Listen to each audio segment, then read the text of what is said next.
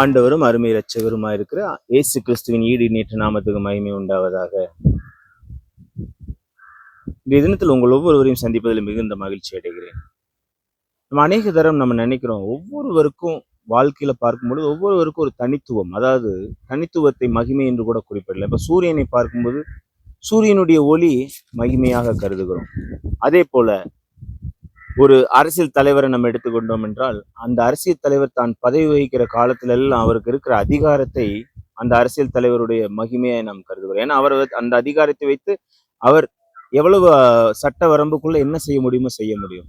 அதே ஒரு கல்வியலாளர்களையோ இல்லை ஆராய்ச்சியாளர்களையோ நம்ம எடுப்போமே ஆனால், அவர்கள் தங்களுடைய ஆராய்ச்சியினால் மிகப்பெரிய காரியத்தை கண்டுபிடிப்பதனாலோ அல்லது மிகப்பெரிய காரியத்தை கற்றுக் கொடுப்பதனாலோ அது என்னவா கணக்கிடப்படுகிறது, மகிமையாக கணக்கிடப்படுகிறது.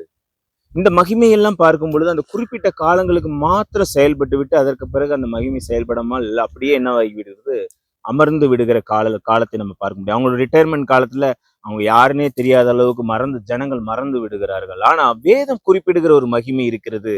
அந்த மகிமை சங்கீதம் 30வது அதிகாரம் 11வது வசனம் சொல்லுகிறது, என் புலம்பலை ஆனந்த களிப்பாக மாற பண்ணினீர், என் மகிமை அமர்ந்திராமல் உம்மை கீர்த்தனம் பண்ணும்படியாக நீர் என் இரட்டை கலைந்து போட்டு மகிழ்ச்சி என்னும் கட்டினால் என்னை இடை கட்டினீர் என்று சொல்லுகிறது.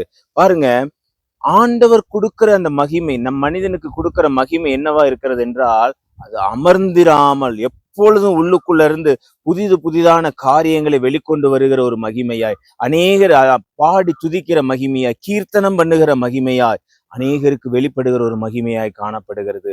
புலம்பலை மாற பண்ணுகிற ஒரு மகிமையாய் காணப்படுகிறது. ஆனந்த களிப்புள்ள மகிமையாய் காணப்படுகிறது.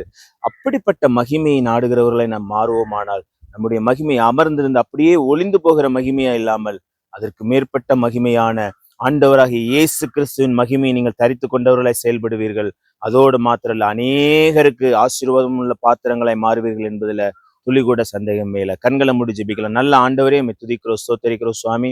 தாவீதின் புலம்பலை ஆனந்த களிப்பாய் மாற பண்ணி அவருடைய மகிமை அமர்ந்திராமல் கீர்த்தனம் பண்ணும்படியாக மாற்றினீர் சுவாமி. அதே போல இன்றைக்கு எங்களுடைய மகிமை, நாங்கள் அப்பா படித்த படிப்பு, நாங்கள் சம்பாத்தியம், எங்களுடைய பதவி, எங்களுடைய அதிகாரம் என்று நாங்கள் நினைக்காம இசப்ப நாங்க எல்லாவற்றையும் உண்மை நாங்கள் கொண்டிருக்கிறவர்களை, உண்மையே நாங்கள் சார்ந்திருக்கிறவர்களை வாழும் பொழுது எங்களுடைய மகிமை அமர்ந்திருக்க பண்ணாமல் உண்மை கீர்த்தனம் பண்ணும்படியான பெரிய மகிமையை வெளிப்பட்டு எங்களுக்குள்ள இருந்து நீர் வெளிப்படுகிறதற்காக உமக்கு நன்றி செலுத்துகிறோம்.